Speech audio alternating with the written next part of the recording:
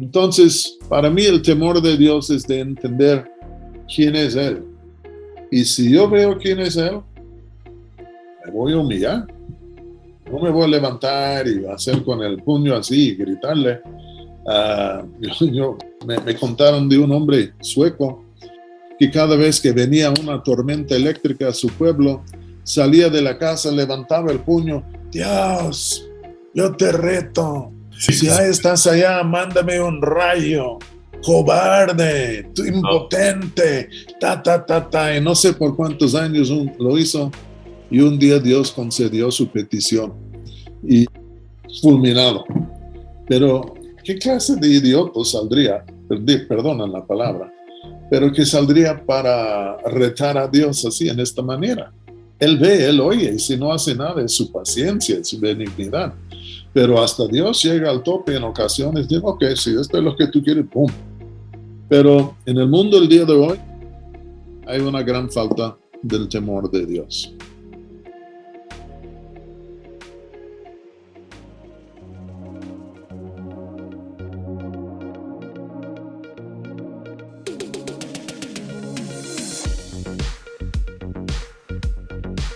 ¿Qué tal? Muy bienvenidos a un episodio más de Pensamientos y Diálogos de siguientepagina.com. Y tuvimos unos diálogos con Pedro pero les dije que iba a tener diálogos con gente muy interesante que yo sé que tienen muchísimo de Dios, y para mí el día de hoy es un privilegio presentarles a un amigo creo que desde Adán y Eva, casi. Casi. Bueno, de hace muchísimos años. Conozco su trayectoria, él y su esposa Patty, misioneros en México, aman a México, y habla español mejor que yo. Yo apenas estaba aprendiendo inglés, pero bueno, les quiero presentar a Roberto Evans, que es un hombre que yo respeto mucho. Lo considero definitivamente como alguien que oye y ve de Dios, y profeta en muchas formas, maestro en gran manera, pero hemos pasado unos buenos tiempos como amigos y en el ministerio, pero no quiero usar más el tiempo. Quiero presentarles a Roberto y que tú nos digas, Roberto, que nos hables algo de ti y luego nos digas qué es lo que tú tienes en tu corazón para la iglesia en este tiempo. Bueno, muchas gracias, Palemón. Es un gran gusto estar aquí contigo y todos los que están mirando a esta transmisión. Y la verdad es, no me acuerdo la primera vez que nos platicamos o nos conocimos, pero estoy seguro que fue en el milenio pasado, antes del año 2000. Y pues siempre cuando te veía y estabas bien alto, le decía a mi esposa, yo quiero que él sea mi hermano mayor. Pero tú eres mayor que yo, man, no podía, nomás más alto. No, también creo que me ganas también por el otro lado, también de los años. No por mucho, solo por unos 20, creo. Pero al fin de cuentas, pues siempre les miramos con ojos de amor, de respeto, y también a Patty, pues también le amamos mucho. Y tus hijos también, que hemos tenido un poco de oportunidad, pero siempre muy grato al momento de conversar o platicar con ellos. Y pues, ¿qué puedo decir? Es un gusto estar aquí contigo y les amamos. Cuando platicamos el otro día, me preguntaste si hubiera un tema en mi corazón, y siempre hay muchos temas en mi corazón. Y muchas veces vamos a un lugar para predicar y mi esposa me pregunta, dice, Roberto, ¿qué vas a predicar? Y le digo, no sé. Y luego creo que imagina en ocasiones que no traigo nada en mi corazón. Y hay días que el tambo está vacío. Pero normalmente lo que pasa es que uno puede tener 3, 4, 5 temas diferentes hay en el corazón cuando uno ya quiere predicar y está esperando para el descenso de la paloma para que caiga por fin sobre un tema y dices, ya, este es el tema. Y entonces quiero platicar contigo, los demás, un poco en esta tarde, sobre un tema que yo creo que es sumamente importante, pero a mi parecer es un tema casi desconocido. Y este tema es lo que voy a llamar el temor de Dios. Cuando yo comencé a investigar el tema en las escrituras y aún en la literatura, en diferentes libros, me di cuenta que había muy pocos libros, muy poca literatura sobre el tema, aunque pues obviamente está en la Biblia. Pero comencé a pensar, ¿y cuándo en mi vida he escuchado un sermón sobre el tema del temor de Dios? Y la verdad es que tuve que decir, no me acuerdo de jamás haber oído una prédica sobre el temor de Dios. Y luego, habiendo yo predicado por casi 50 años, tuve que hacer la pregunta, ¿y cuándo he predicado yo sobre el temor de Dios? Y también saqué puros ceros. Pero hace 3 meses di un estudio a unos pastores, un martes por la mañana, y tocamos el tema. Y uno de los pastores en la salida me dijo, Roberto, tú debes dar una serie de estudios sobre el temor de Dios. Y como que me tocó la palabra, como que me entró. Y dije, yo creo que tienes razón. Yo creo que debo, en sí, tratar de formar algo sobre el tema del temor de Dios. Y lo digo porque vamos a pensarlo. Cuando yo vivo en México, yo vivo en Michoacán, tú ahora vives en Dallas. Aquí en Michoacán las cosas son muy difíciles en términos del narcotráfico, de la crimen organizada y tantas cosas. Y al diario tú escuchas de asesinatos, escuchas de todo. Y un día estaba pensando, el problema aquí en Michoacán es que no hay ningún temor de Dios. Porque si la gente temiere a Dios, su conducta sería diferente. Definitivamente. Temerían matar, temerían extorsionar, temerían a violar, etc. Y aún en los Estados Unidos, cuando uno mira a su alrededor, ve las noticias, ve cómo la sociedad, en mi opinión en general, yo nací en los Estados Unidos, cuando uno ve cómo la sociedad norteamericana se va degenerando y ahora a un paso más rápido que antes, y todas las barbaridades que se están cometiendo, uno llega a pensar, no hay temor de Dios. Porque si la gente temiere a Dios, su conducta sería diferente.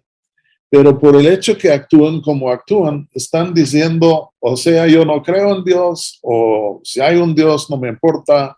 De todos modos, yo no temo a Dios. Y la gente hace lo que quieren hacer. Y terminamos con Romanos 3:18, en donde Pablo, citando los Salmos, dijo plenamente de la sociedad en sus tiempos que no hay temor de Dios delante de sus ojos. Y entonces, si alguien me preguntare, Roberto, ¿cuál es el problema del mundo el día de hoy? No hay temor de Dios. ¿Cuál es el problema de la iglesia el día de hoy? No hay temor de Dios. Porque el temor de Dios nos induce a comportarnos en una manera que le tome en cuenta a Él, que le respeta a Él, hasta que le teme a Él. Y estas cosas cambian nuestra conducta. Yo creo que un avivamiento, por ejemplo, tú sabes, la palabra avivamiento es muy popular hoy en día. Yo digo que venga un avivamiento. Pero no puede haber un avivamiento sin el temor de Dios, porque ¿qué clase de avivamiento es que no resulta en el temor de Dios? Y entonces es un tema que he estado masticando ya por algún tiempo, y hablando del hecho que es algo olvidado. Estaba leyendo un libro que el título del libro es El temor olvidado. El temor olvidado. Wow. El temor de Dios. Y entonces yo creo que es algo muy importante y me hago la pregunta, ¿cómo serían o estarían las cosas si hubiera una restauración del temor de Dios en el mundo, en la iglesia y aún en nuestros corazones? Entonces, más o menos corazones.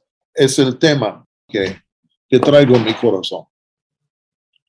Pues nos diste una muy buena introducción, nos preparaste. Ahora sí, nos explicas algo más, porque como tú dices, creo que es un tema poco entendido, poco enseñado, aunque el temor debería ser una respuesta inmediata ante la revelación de Jesucristo, de su hermosura, de su santidad. En el momento en que se nos revela Jesucristo como Él es, empieza uno a poder vivir el temor de Dios, pero, como tú dices, es muy importante entenderlo en las Escrituras y que nos sea revelado para vivirlo. Me gustó ahorita que lo dijiste, porque se está orando por un avivamiento, pero no puede haber avivamiento si no hay temor de Dios. Tiene que volver a ser. Sí. Tiene que haber. Inclusive, pues hay un texto en Proverbios, uno que muchos yo creo que han de conocer, Proverbios 9:10. Ahí yo supongo que es Salomón. Él dice: el temor del Señor, el temor de Jehová, el temor del Señor es el principio de la sabiduría. 9:10 de Proverbios. Dice: y el conocimiento del Santísimo es la inteligencia. Y entonces él dice: el temor del Señor es el principio de la sabiduría. Muchos imaginan que el temor de Dios es el fin de la sabiduría. O en otras palabras, tú y yo, viviendo en este mundo como incrédulos, saturados, llenos de las filosofías e ideas de este mundo, los cuales siempre apuntaban hacia Dios, su existencia, la ley de Dios, como cosas absurdas, burlándose de Dios y todas las cosas. Y entonces en el mundo no existe un temor de Dios. Y la gente de este mundo cree que si tú temes a Dios, que tú eres un insensato. Creen que tú eres un tonto, ¿sí o no? Sí. Ay, vaya, es que es un cristiano, dice que cree en Dios. Ay, ¿por qué está fumando? No sabe nada. Y entonces para la gente de este mundo, el temor de Dios es una señal de ignorancia. Y yo creo que ellos dirían, pues el temor de Dios es el fin de la sabiduría, porque el que de pronto comienza a temer a Dios ya perdió su inteligencia. Sí. Pero la Biblia lo dice todo lo contrario. El temor de Dios, el temor del Señor, es el principio. El principio de la sabiduría. Me gusta el principio de la sabiduría. Sí. Y a mí me gusta esto porque Dios es como el fundamento de toda la creación, la piedra principal de ángulo. Él es la fuente, todo nace de Él. Y Él en sí, en Él subsisten todas las cosas. Y entonces el temor de Dios es el principio de sabiduría. Y yo creo que un parte de este temor del Señor realmente es el reconocimiento de su existencia. Porque cuántas personas que conocemos que dicen, no hay ningún Dios, yo no estoy de acuerdo que hay un Dios, y juran y argumentan que no hay un Dios.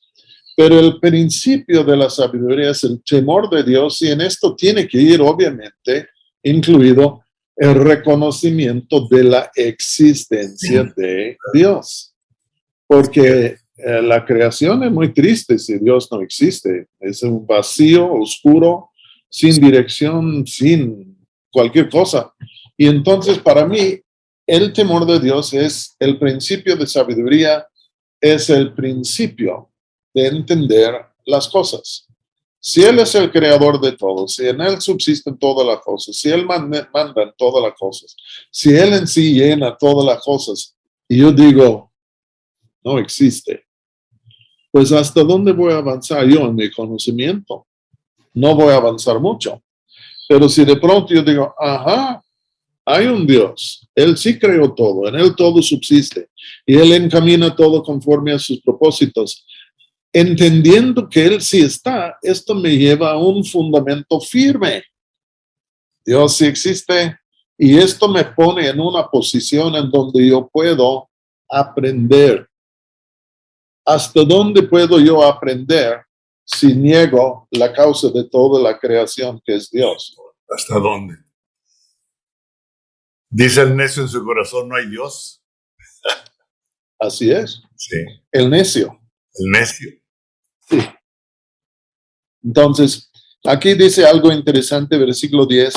El temor del Señor es principio de la sabiduría y el conocimiento del Santísimo es la inteligencia. Wow. Yo creo el temor es en sí principio de sabiduría, pero yo creo que también el temor de Dios realmente es el principio de la inteligencia porque es ahí en donde le estamos reconociendo. Y si no hacemos esto, estamos en las tinieblas. Y entonces voy a proceder un momentito a definir lo que es el temor de Dios. ¿Está bien? Sí, adelante. Okay. Sí, porque estamos platicando un tema y la pregunta es, ok, ¿qué quieres decir con la frase temor de Dios? Sí. Y yo creo que muchos imaginan que Dios es un monstruo celestial, iracundo, horrible, fuera de control, etc. Y dicen, no, pues si este es Dios y yo le tengo que temer porque él así es, no quiero tener nada que ver. Mejor no le entro. Sí. No, pero no es así. Estamos hablando de cosas diferentes. Yo creo que alguien dijo que hay básicamente dos clases de temor en el mundo. Uno es el temor del hombre, el otro es el temor de Dios. Y entonces, todos nosotros, quienes vivimos en este mundo, en algún momento u otro, si no constantemente, hemos tenido temores de otras personas. Algunos, pues sí, su padre era un diablo encarnado y un terror de su padre, otros terror del vecino, otros, quién sabe, temor de esto, de temer tal. Y el hombre, pues en sí, teme al hombre. Pero Cristo dijo, y creo que es Mateo 10, 30, 31, que no debemos temer al hombre que solo nos puede matar, pero debemos temerle más bien a Dios, quien puede matar y además echarnos al infierno. O en otras palabras, él dice, ok, yo entiendo que pueden temerse los unos a los otros, pero este es el nivel más bajo. Hay que alzar los ojos y hay que temerle a Dios, quien sí te puede matar y sí puede tirar tu alma, tu cuerpo en el infierno. Pero ahora voy a proceder. Temor del hombre existe, pero la Biblia trata de fijar nuestra vista más en alto, temerle a Dios. Y ahora, temor de Dios.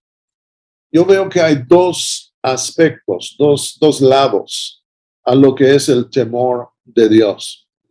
Y voy a ir con el segundo aspecto primero y luego vuelvo al primer aspecto. Debemos temerle a Dios en cuanto al hecho de que Él es justo y santo, sí, y Él en sí es el gobernador, el rey, el juez de toda la creación. Debemos temerle porque todos nosotros un día vamos a tener que comparecer ante el tribunal de Cristo para rendir cuentas por lo que hemos hecho en esta vida, o sea, para bien o para mal. Imagínate. Pues sí, cuando Él lo sabe todo. Y entonces hay personas que luchan en contra de esta idea y dicen que Dios no juzga, Dios no existe, Dios sería injusto en juzgar. Batallan con todo su ser para borrar este aspecto de Dios del universo, que Dios es un juez y es un juez justo y todos tendrán que comparecer ante su tribunal. Esto sí quita el sueño de algunas personas y entonces luchan en contra de esto porque no quieren reconocer que es una verdad, porque casi su actitud es, Nadie tiene el derecho de juzgarme a mí menos yo mismo. Y no les gusta la idea de que hay un Dios quien creó todo, quien es el redentor de todo, quien es el dueño de todo, que está en su derecho a llamar toda su creación a cuentas. Y realmente no tenemos ninguna palabra que meter en contra ni a favor de este asunto, porque no somos Dios, somos criaturas y Él es Dios. Entonces al hombre no le gusta el hecho de que alguien podría ser mayor que él con un derecho absoluto sobre él. Y al fin de cuentas que lo que nos irrita hasta las cachas es Dios no nos toma en cuenta. No le importa nuestra opinión. Sí. Él va a hacer lo que él quiere hacer. Ese es otro.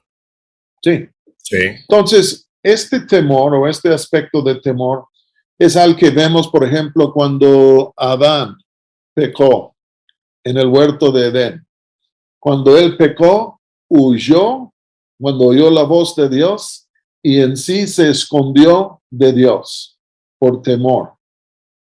Otros en la Biblia, teniendo un temor de Dios, se han ido, se han escondido, tratan, dice Apocalipsis, que van a estar en las montañas y cúbrenos, por favor, las piedras de la montaña del rostro de aquel que está sentado sobre el trono. Pero hay un temor de Dios y más es un temor de su juicio. Sí. Y si uno está en Cristo Jesús, pues debe menguarse mucho.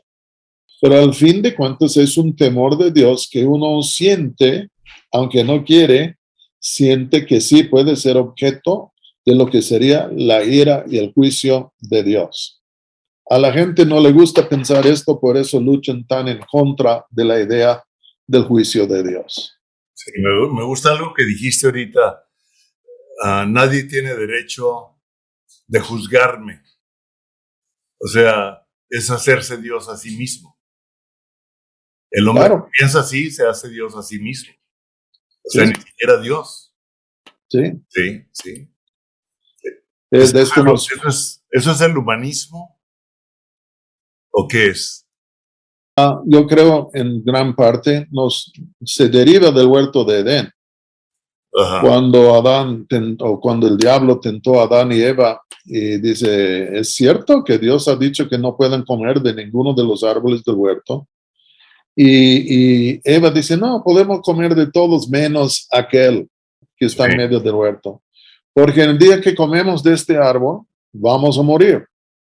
Y el diablo dijo, no, ¿cómo crees que van a morir? No te pasa nada. A lo contrario, si comen de este árbol, van a ser como Dios, conociendo el bien y el mal. Ajá. Y entonces, ¿qué le estaba ofreciendo? Que tú ibas a poder ser un ser tan inteligente que tú podrías conocer todo y tú podrías decidir lo que está el bien y el mal.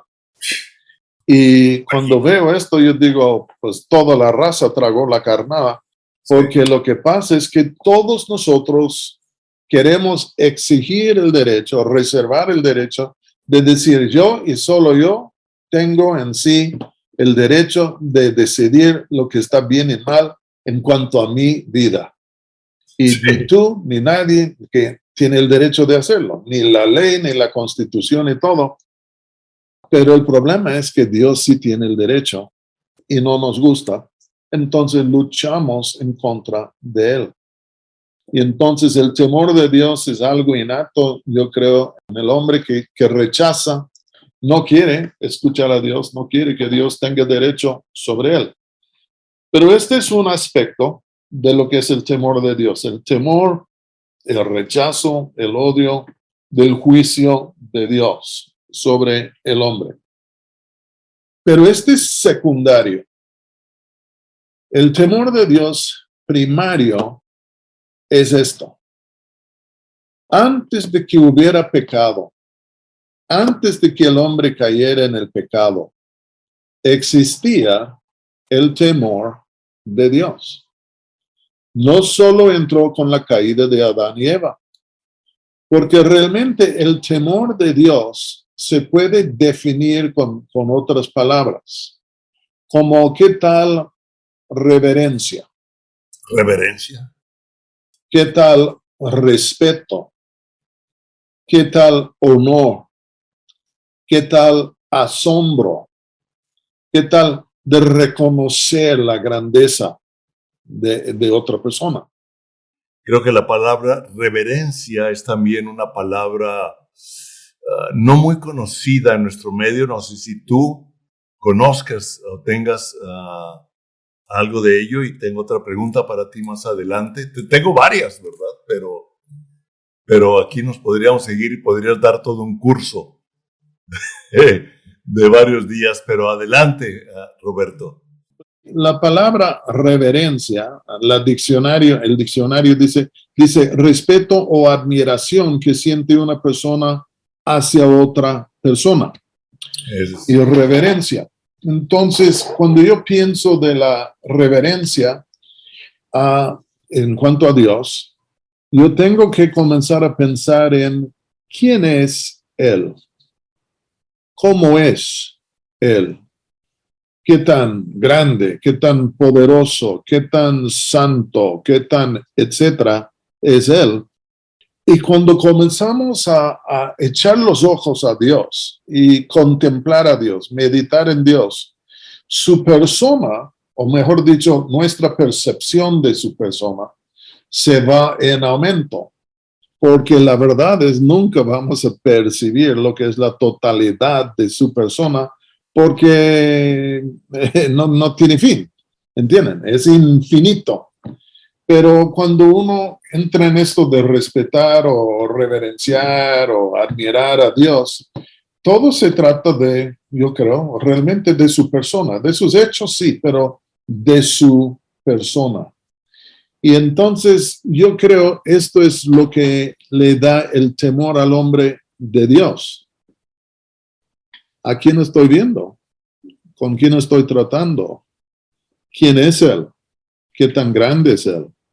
¿Qué tan, disculpan la palabra, pesado es Él? Y entonces esto es lo que debe producir en nosotros reverencia, respeto para Dios o temor de Dios. Si yo soy idólatro y yo hago un Dios en mi imagen y semejanza, yo no voy a temer al Dios que yo he creado.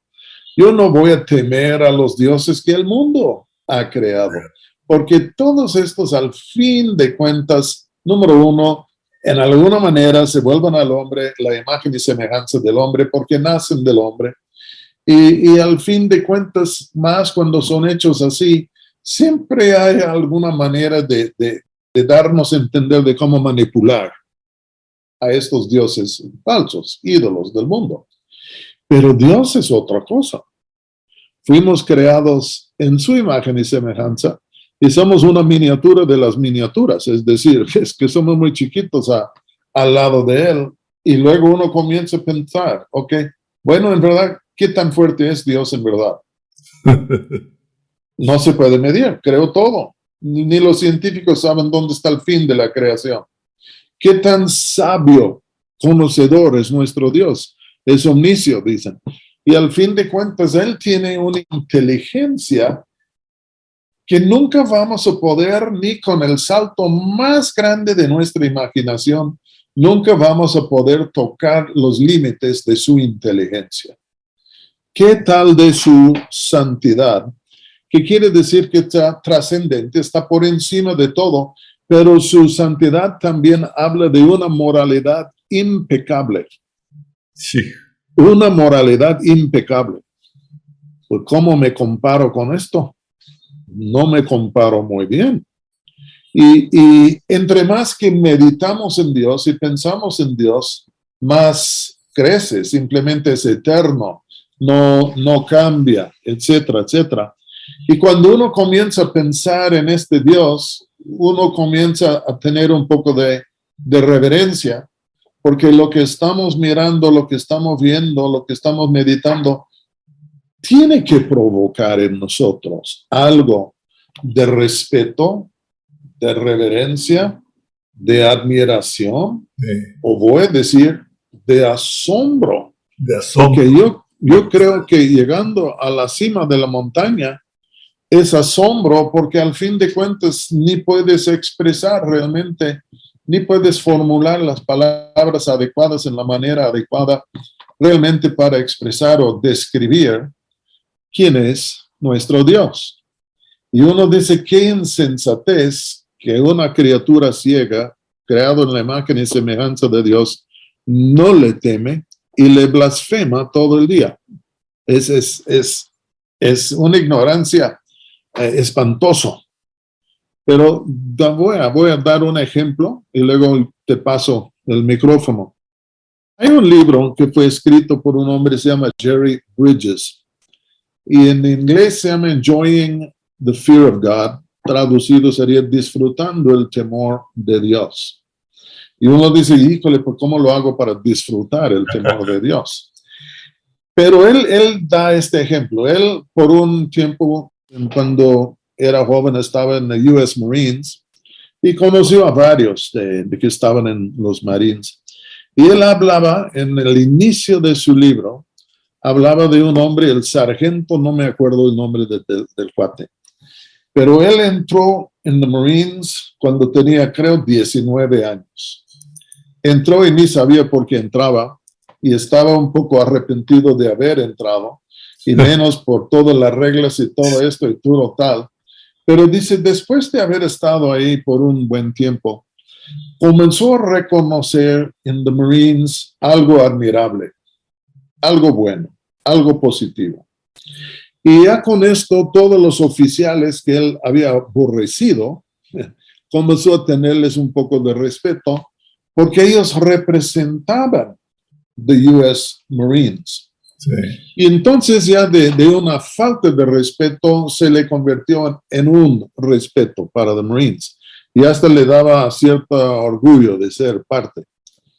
Bueno, este amigo tenía una capacidad muy buena para manejar como chofer. Y entonces le nombraron sargento y le pusieron de chofer para el general de este grupo de Marines, un general de 3 estrellas. No me acuerdo el nombre del general. Pero dice, pues yo todos los días iba yo de chofer, llevando el general a donde quiera, a donde necesitaba. Y dice, realmente no teníamos mucha plática porque él estaba en su mundo de lo que tenía que hacer y yo estaba en mi mundo de lo que yo tenía que hacer. Y dice, casi nunca hablamos cosas personales porque era fuera del protocolo para lo que era el militar. Entonces, pero había momentos cuando sí platicaban. El general en sí, tras de toda la severidad que proyectaba, era una persona muy amable, muy humana, muy buena gente. Pero de todos modos, entre más que estaba en la presencia del general y reconocía lo que era en sí la responsabilidad del puesto, el lugar que tenía el general en el esquema de todas las cosas, más crecía su respeto para él. Pero aún voy a decir su reverencia, su respeto, sí, su admiración y un sentir de wow, ¿entienden? Un poco de asombro. Y más de que él estaba al lado de él y era su chofer. Y entre más que crecía este asombro en él, mejor trabajo hacía, porque quería que el general estuviera contento con lo que él hacía. Y dice, un día entraron en una batalla y hubo una explosión y ¡shum!, se voltea el jeep en donde están los dos, él y el general. Y el general ¡shum!, ya fue tirado lejos, pero él se quedó atrapado. Y estaba atrapado y de pronto se encendió el jeep. Y él creía, aquí voy a morir. Ya no hay esperanza, aquí voy a morir rostizado. Cuando se dio cuenta que alguien estaba tratando de sacarle del jeep, del fuego. Y a su gran sorpresa, era el general. El general ahí estaba moviendo cosas y lo rescató. Y entonces dijo, esto solo me produjo lo que sería una reverencia, un respeto aún mayor, porque siendo la gran persona que era, no me permitió perecer, sino que me rescató. Wow. Y ya puedes imaginar cómo esto colinda con el Evangelio, porque Jesucristo es Dios, Jesucristo es el Rey de los Reyes, Jesucristo es el Hijo de Dios, creador de todo, sostiene todo. ¿Y quién en el universo, aparte del Padre, el Hijo o Hijo, debe tener más respeto o admiración o asombro, nomás mirando a Jesús? Y luego que esta persona tan de otro mundo viene y nos rescata, esto cambia por completo nuestra manera de ser. En tiempos viejos habría sido el gran rey que viene para rescatar al soldado ras de lo más ras de los rases, ¿entiendes? Que viene y expone su vida para hacer esto. No deja de ser el gran rey, pero viene y muestra esta misericordia. Y entonces en esto volvemos a lo que es la reverencia, lo que es el respeto, lo que es la admiración, lo que es el asombro.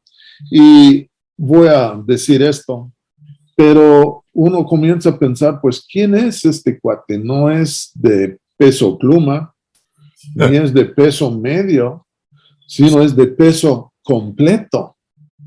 Pero la palabra peso en el griego quiere decir gloria.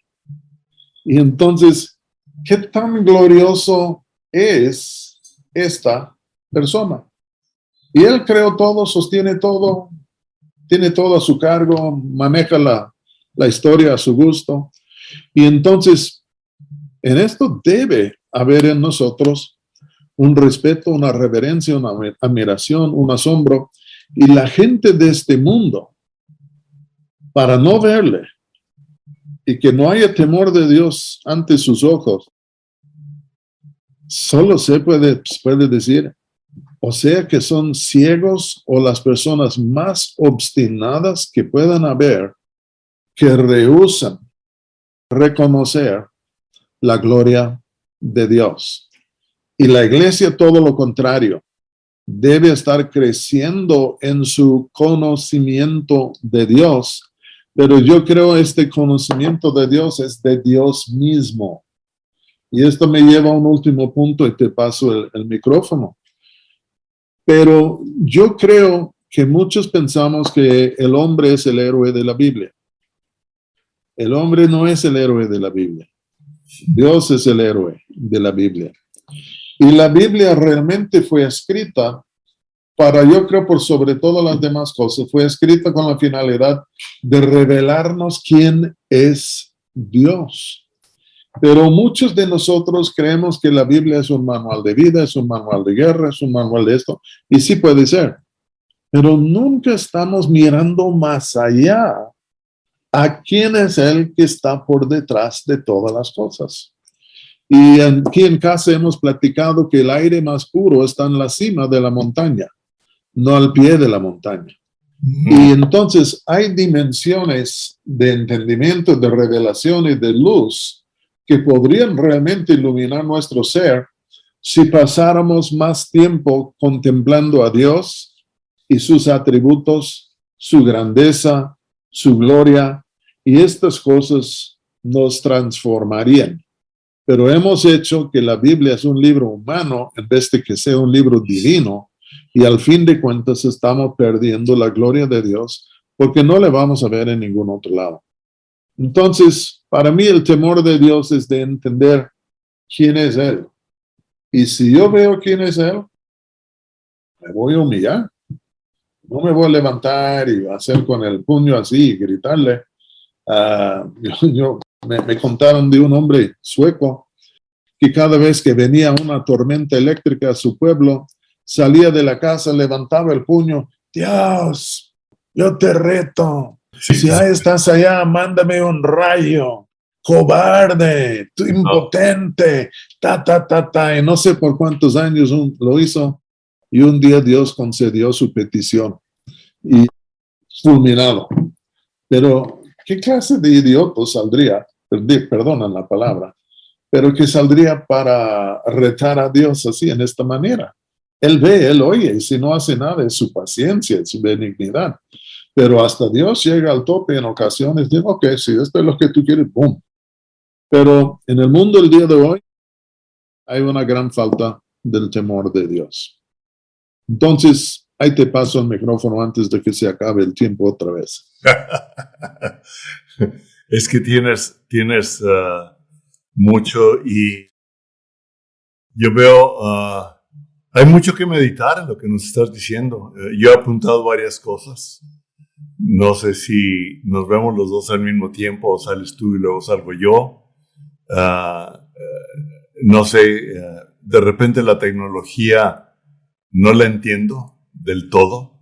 Es Charlie quien me ayuda, pero yo tomo apuntes. Ya Patricia me ha dicho que no lo haga, pero si no apunto lo que estoy oyendo, se me va. Sí. Y apunto ciertas cosas muy interesantes que dijiste y yo creo que hay una pregunta que es muy válida y que muchos cristianos se hacen.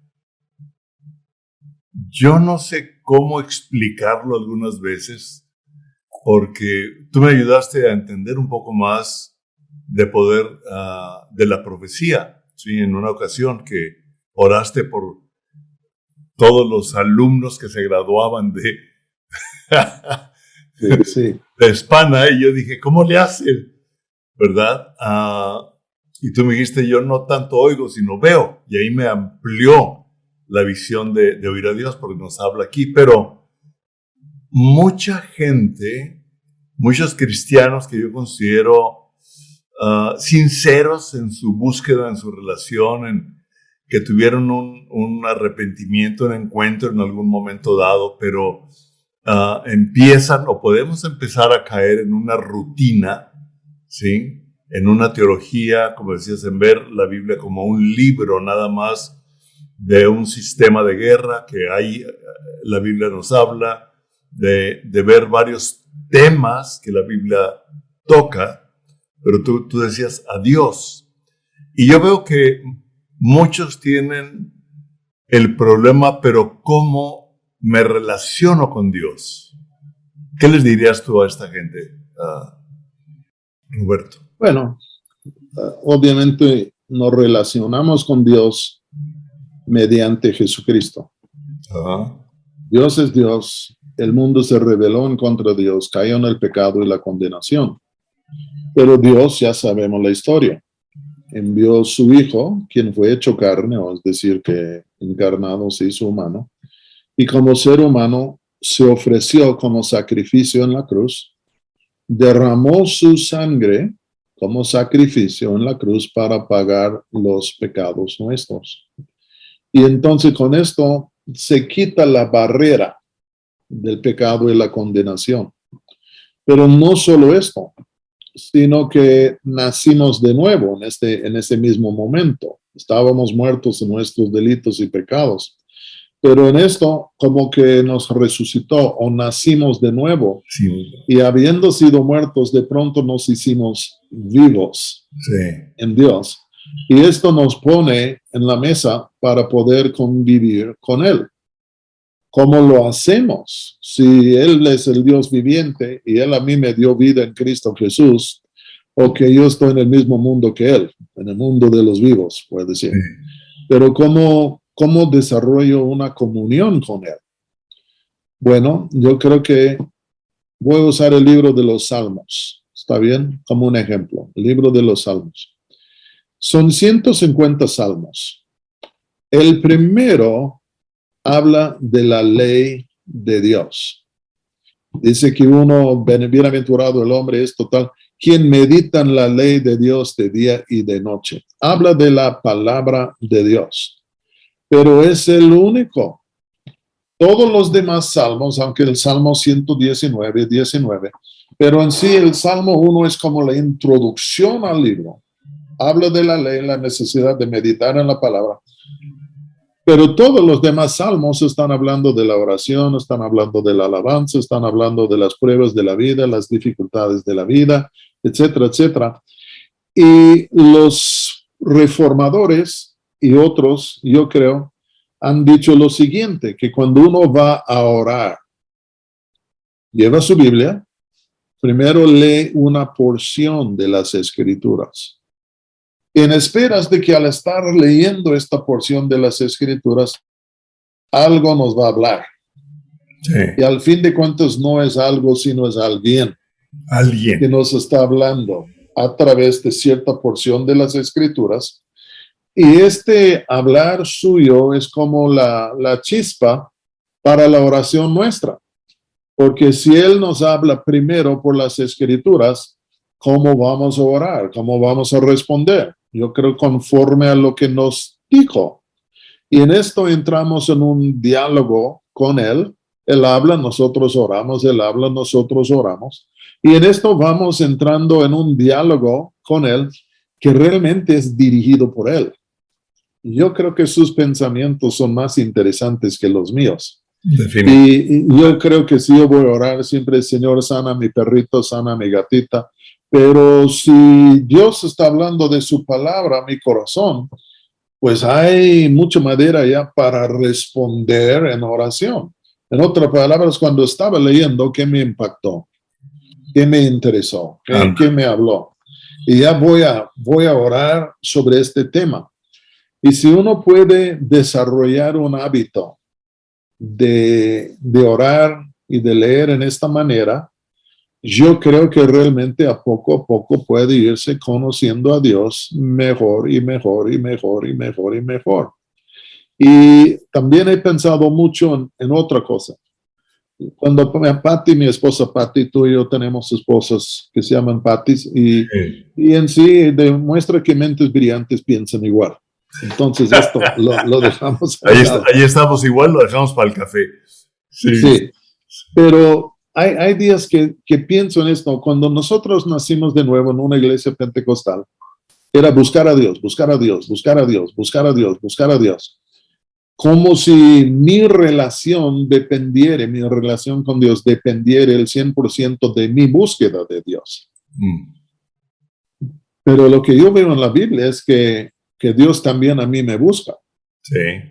El Hijo del Hombre vino a buscar y a salvar lo que se había perdido. Entonces, si es nomás yo tengo que buscar, es un monólogo. Pero si yo le busco y llego a percibir los momentos cuando Él me busca a mí y Él me está hablando a mí, se convierte en un diálogo. Ajá. Pensamientos y diálogos. Sí, y entonces yo puedo entrar en una comunión con Él. Yo vivo mucho por lo que oigo. Yo te dije el otro día ahí en Pueblo, no, sin duda, lo que veo cuando estoy profetizando. Sí. Pero muchas veces la vida es de oír. Tú eres predicador. ¿Qué predicas tú? Yo predico lo que oigo. Sí, en otras palabras, Él me habla, estoy leyendo la Biblia, Él me está, o aún estoy dormido, pero me habla. Y yo predico lo que hablo. O lo que Él me habla. Si es consejería, muchas veces no saco a mis libros de psicología. Yo espero y a ver qué me dice, porque Él conoce la situación. Pero muchos creyentes creen que es un monólogo. Nada más yo hablando. Y nunca se les ocurre cultivar el oído y de imaginar que Dios les hablaría a ellos. Pero la neta es esto.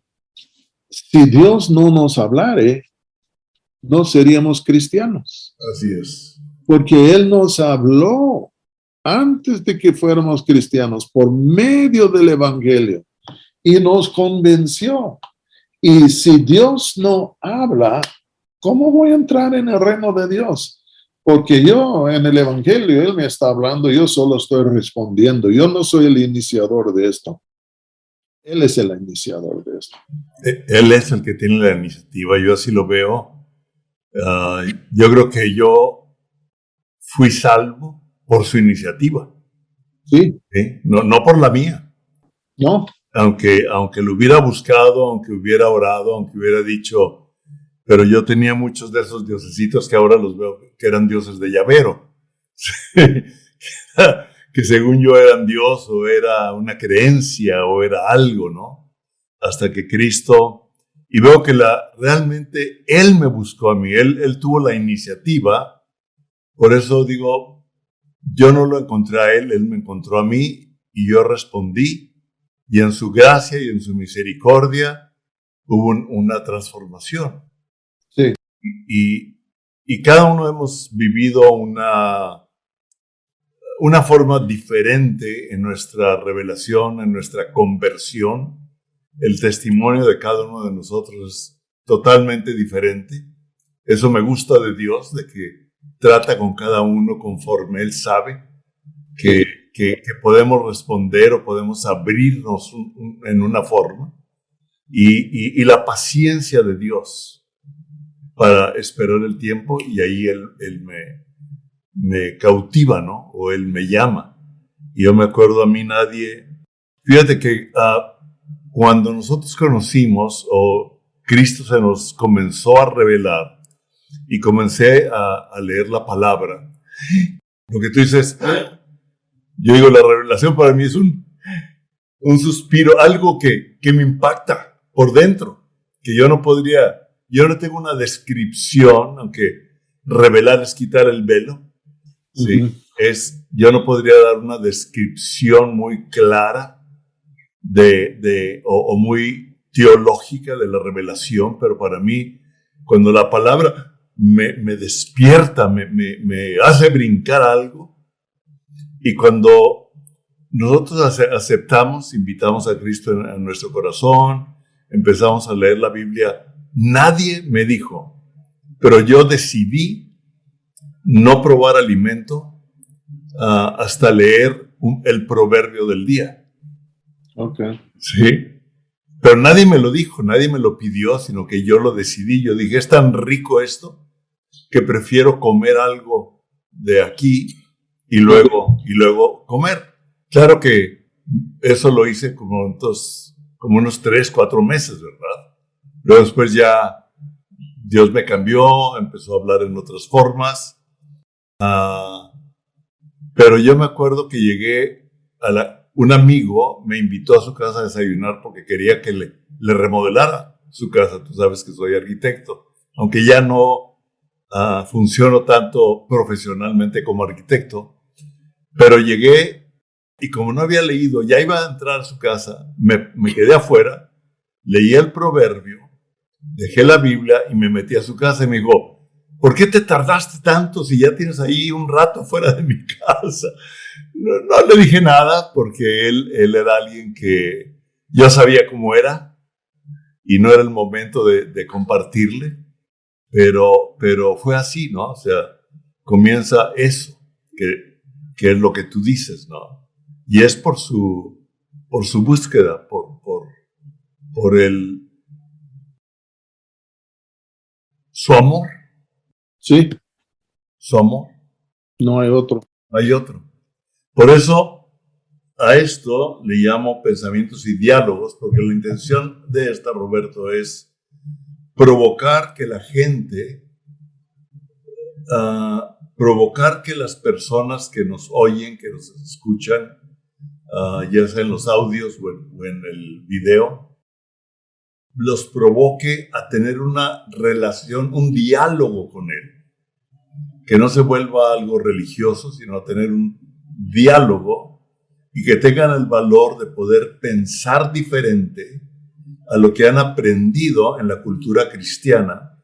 Mientras sigan ellos preguntándole, Él les va a responder y los va a guiar. Nos dio risa en Isaías 43, dice, el que anda en este camino, por torpe que sea, no se perderá. Aleluya. Hay esperanza. Yo soy de esos. Y digo, Señor, por torpe que soy, tu gracia y tu favor no me dejan. ¿Sí? Y me agarro de ti. ¿Sí? Y lo que dices es muy, muy interesante, Roberto.